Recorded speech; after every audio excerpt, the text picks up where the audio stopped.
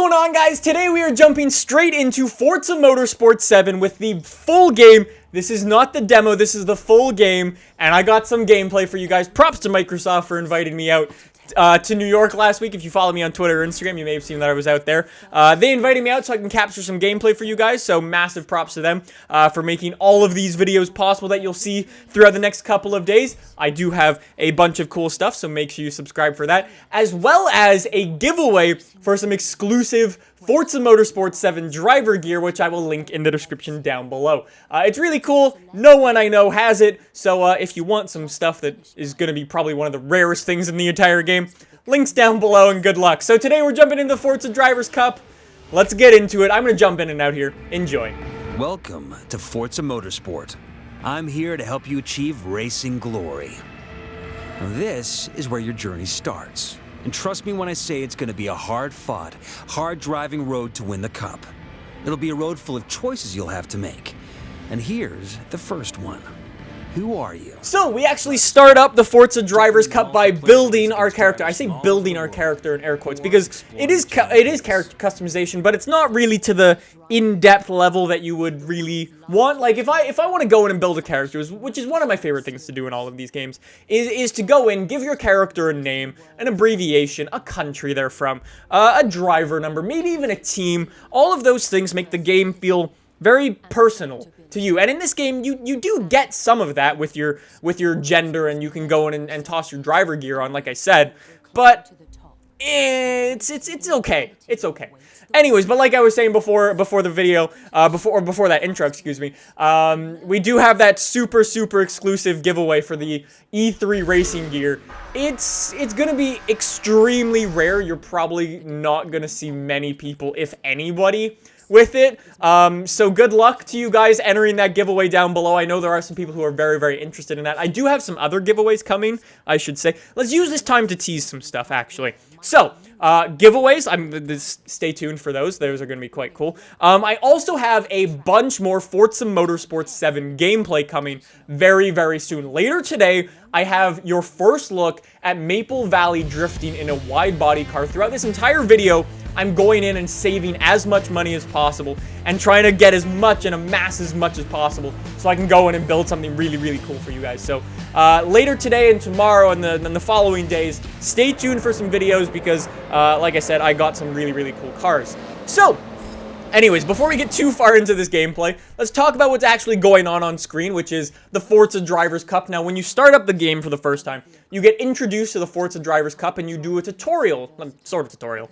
You just get introduced to the game, really, and you do some races in some pretty cool cars. So you do the first one around the Dubai track in the 911 GT2 RS, and then you go jump on board with Maria Rossi in the racing truck around Mugello. We've already seen both of these on the channel. If you want to check them out, because I decided to cut them out of this video just for time's sake, you can check out the link in the description down below, and you can check that out for yourself. But this third one is driving the Nismo GTR. However, we're racing it around Suzuka in the wet. And apologies in advance for my poor driving around this circuit. I was just like, oh my god, I'm in Forza 7. I was freaking out. It went really badly. But you can get your first look at Suzuka in the rain. It's quite cool. I do also have some Suzuka drifting footage as well coming shortly as well. With, I guess I can tell you, I think it's an S14 that I did on Suzuka, I think.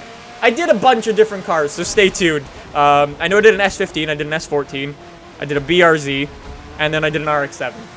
Stay tuned. It was pretty cool. But yeah, anyways, so like I was saying, this is actually going to be, or the title of this video is the first 45 minutes of Forza Motorsport 7, and this video is only 20 minutes or so, which is like, what happened to the other whatever minutes? Well, I decided to cut it out, like I said. I wanted to cut out the bits that I assume everyone's already seen before, like the 911 race around Dubai and the racing truck around Mugello. We've already seen all of that, so I decided to cut it out. I cut out the loading screens as well, and some of the races are quite long, actually, so they get kind of repetitive. So I decided to shorten them up a little bit. Well, you'll see what I mean as we get a little bit further into the video. Anyways, we're racing around Suzuka right here. We are going to jump on some pretty cool tracks. We're going to jump on Maple Valley, like I said, in a little bit in this video. We're going to jump on Sebring, Watkins Glen, and Brands Hatch as well. And they all sort of have their own little differences, which is quite cool. and there's definitely some things that you can notice. So anyways, like I said, this is a long video. Sit back, relax. We're gonna be here for a little while. There's a bunch of stuff to cover. I've got my notes along to the side of me here, so if you see me look over here, that's what I'm looking at. But yeah, I'm seriously so pumped for this game. I cannot believe I got my hands on it so early. But yeah, today we're just gonna go through the first 45 minutes and talk about it. And look at Suzuka. As the rain's cleared out, you still have the rain on the circuit. It looks really good, and that GTR is awesome to drive. It's a little bit slidey, but it's not bad. Anyways, once we've completed all the tutorial stuff, those 3 races were the tutorial things, we get into the actual Forza Drivers' Cup. Now, we're going to be starting off in this Seeker category, and basically more you do, the higher category you get to. So you have to go from Seeker, Breakout, Evolution, all the way up to the Forza Drivers' Cup, and you have to do that with Seeker points. We'll get into that in a little bit because you earn those for doing your races. Now, one of the downsides that I know people are going to nitpick about this game is that you can jump in from the very beginning straight into supercars, which I know pisses some people off. It's good for some people because it's freedom. I'm the type of person, like, I like it because it's freedom. You can go and do whatever you want. But at the same time, I'm the type of person who likes to jump into some slower stuff and earn my way up from the very beginning and try to turn off assists and stuff like that. So I decided to go with some hot hatches and jump in a Volkswagen Golf R, which some people still... I still get comments from people who don't think Volkswagen's in Forza Motorsport 7. So just to show everyone, Volkswagen 100% definitely in the game. Anyways, this first race is around Maple Valley, which is quite cool. Also, little tip for you guys, when you're playing the game for the very first time, and you would like some money in the game, top tip, you can actually, the first car you get is completely free. So if you want something really fast straight out of the gate, go jump in a supercar. You get it completely for free. I didn't actually jump in and see what the options were, but I think there was like a McLaren F1, there might have been a CLK GTR in there as well. There's a bunch of cool stuff, and you can get it completely for free, so those are pretty expensive cars. So if you want one of those, do that one, and then do these ones later. But like I said, I wanted to jump in with my little Golf first, just to, 1, show off that Volkswagen is indeed back, and 2, it's a Volkswagen. Sadly, my Volkswagen, my R32 is still not in the game, sadly, but we do have this. This is close enough. It's as close as we can get in this game. But, yeah, it's okay. Anyways, so I guess I should talk about Maple Valley, what we're doing, the difficulty and things like that. So this particular race is 80% difficulty, and the AI sort of go in percents of 20. So this first race is on 20. The next race, we actually bump it up to 100%. And I'll comment more on the difficulty in that race because you can really see sort of what the difficulty does a lot in that race. Anyways, Maple Valley here is a little bit different than you might be used to from previous games. The pits are now on the opposite side of the track. The pits are on the inside of the track now as opposed to the outside. And you've got this really long pit entrance, or this pit exit, excuse me, going all the way around the first corner. Now, watch out. If you are a drifter, there is a different level between the pits and between the actual race course. They're sort of like this. The pits are actually a little bit higher up than the actual race course. So if you hit it, you'll sort of knock the front of your car, and if you hit it too hard, you'll lose your grip, you'll lose momentum and things like that, and that's not what you want if you're trying to slide your car smooth. But like I said, I've got my Maple Valley gameplay coming later today for drifting, where you guys will see exactly what I mean. It was my first time drifting. I'll make as many excuses as I can in that video because I had some problems, but I think I did quite well to show off the drifting stuff in this game. Anyways, the other thing that I wanted to talk about in this as well is to talk about the race length stuff, because there is some stuff you can do with the race length, is you can go and you can customize it to your heart's content, sort of. Now, I was expecting when they said you can go in career and say, make the race as long, as short as you want, I was expecting, okay, you can make 6 laps, 5 laps, 1 lap, 10 laps, whatever you want. That's not really the way it works. The way it works is you choose a preset almost, and you go from there. So I'm currently on the shortest one, just because I wanted to go from race to race to race to race, try as many cars as I could in the time I was allotted with the game, and then go from there basically. So I'm on the shortest races possible, but you can go and make the races extremely long. When I say extremely long, you can make every single race in career mode 45 minutes long. That's really long. I don't want to do that. Props to you if you go and do that, but you're not gonna get very far. I mean, I would imagine your rewards will be ranked accordingly, but that's gonna take you a while. Anyways, we finished up our first race. We've gotten some seeker points, we've gotten some money, and we've gotten some XP. We'll come to this a little bit later on because there are some differences between Forza 6, Forza Horizon 3, and this as well, and we'll come back to that in a little bit. Anyways, there's your first look at prize crates. Now, prize crates are pretty cool in this game because they're actually going to be the way you unlock certain things. For instance, you can get exclusive driver gear in them that you can't just go and unlock normally. You have to get them from those prize crates. The same thing goes for mods. You'll have to get your mods through there. Same thing goes for cars as well. You can get cars in your prize crates. Now, there's different levels of them and things like that. You can spend all day looking at that. Right now, when I was playing the game, you could only buy them with credits. But you can go, I would imagine at least, you can go and buy them with microtransaction as well. Probably down the line, that's usually what Turn 10 likes to do. They usually enable the microtransactions like a month, maybe 2 months after the game comes out, and yeah. Anyways, this second race, we are on Brands Hatch in our Golf R in the Rain, and we are on 100% difficulty for this one. Now, I don't actually like 100% difficulty in this game because the way the game sets you up in the Forza Drivers Cup is you have this thing called homologation, which is supposed to make all the cars equal. So every single race is supposed to be a really fair race. But you can see here, my Golf R is getting pulled on by a little dishwasher car up there, and this bright orange Alpha behind me. Both the Alpha's putting pressure on me, and I bin the first corner, and then everyone just goes flying past. This was an abysmal race for me, but 100% AI difficulty feels a little bit too rubber bandy to me almost. It almost feels like the AI's cars are faster than they should be, and you physically have to drive almost perfectly to keep up with them, which is a little bit frustrating. So if I was you, aim for maybe 80% AI difficulty. That would be my top tip to you guys. Anyways, again, after the race, we get some XP, we get some money, we get some seeker points, and this time, we're actually leveling up. Now, in previous Forza games, you would go in and you would do a wheel spin. However, in this game, you actually get to choose your rewards. So you're given the option of money, a car, or driver gear. Now, on the topic of money, I will have a money giveaway, or not a money giveaway, excuse me, a money method for Forza Motorsport 7 coming when the game officially comes out. So stay tuned for that if you want to get some money in this game. Make sure you're subscribed because that's going to be a very, very good video for doing it. I would not, however, recommend what I'm doing here because this is the short-term method of getting money. If you just choose money when you level up, you're not going to get that much. I'm just telling you right now. If I was you, I would go in and choose the driver gear every single time because that is going to be the exclusive stuff most of the time. So if you miss out on it, chances are you're probably not going to get it back again. So that's my top tip. And stay tuned for the money method.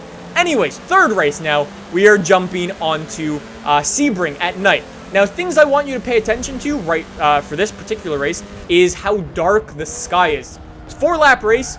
We're just going to go from our 4th lap here. We're going to do 1 full lap, and then we're going to skip to the 4th lap in the end. And you can see the difference that this whole track progression does really. It's really cool. I really wasn't expecting it. I knew, like, the rain progression was the thing, how you could start a race dry and go to the wet. I didn't know the time of day changed. It's pretty cool. Anyways, if you rewind a bit, something I didn't talk about was the car collection screen. The car collecting in this game is a huge part of this game.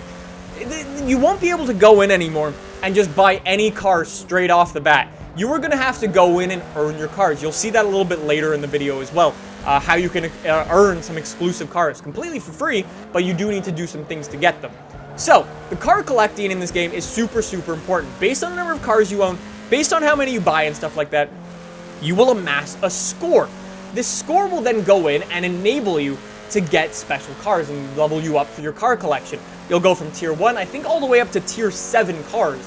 And it enables you to get more cars, different cars, super rare cars, and things like that. So when you're playing the game yourself, you'll see what I mean. It will make it way, way more simple for you guys. Anyways, coming up to the end of this first lap on Sebring, we're going to jump from our first lap to the 4th lap in this race. So here you go.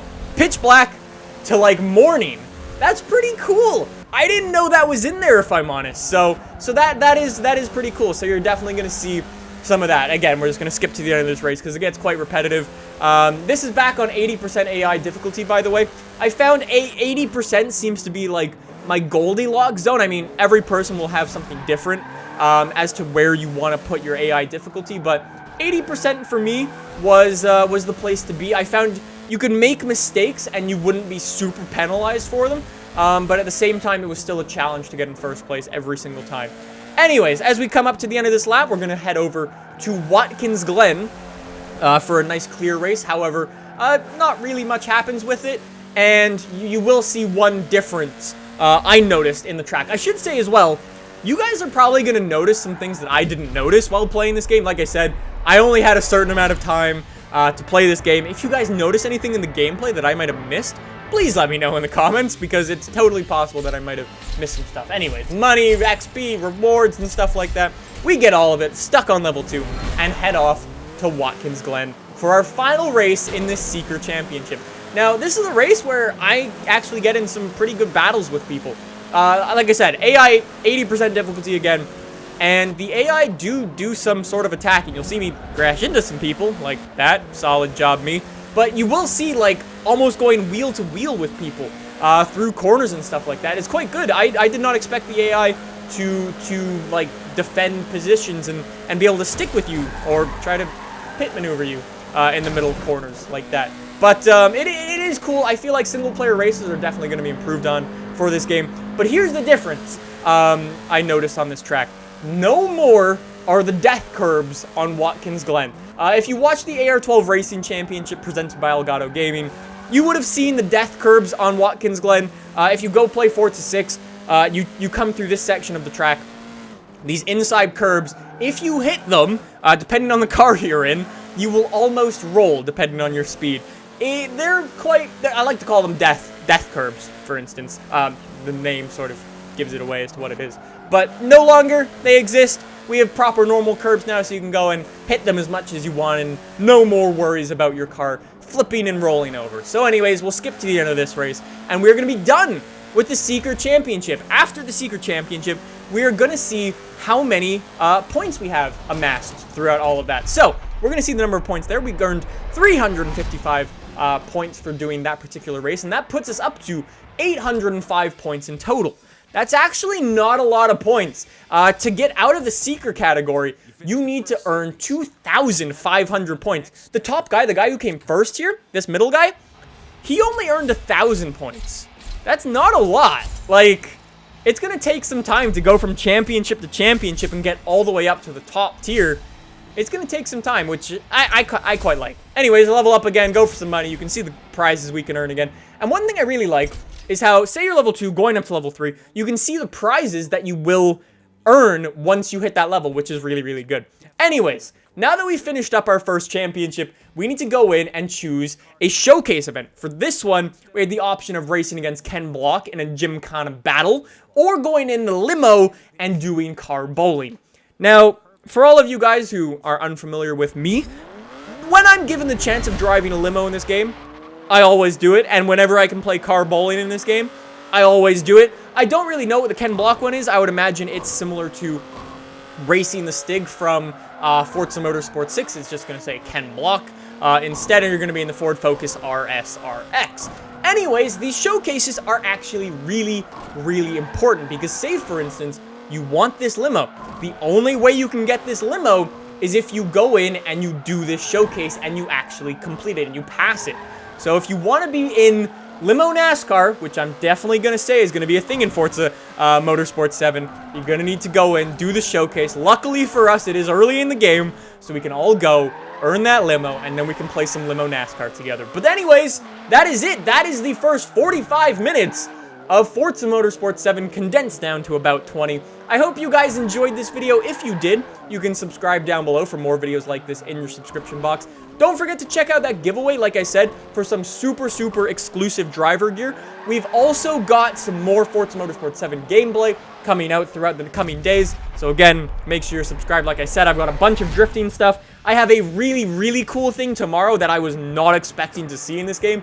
And I don't think anyone said anything about this thing. So I was, like, super surprised. So look out for that as well. And that's it. That is our Seeker Championship complete. We've still not passed it. We're about, I would say, 40% of the way through it, which is quite crazy. And we've earned our limo now. So we now own a limo in this game, which is quite cool.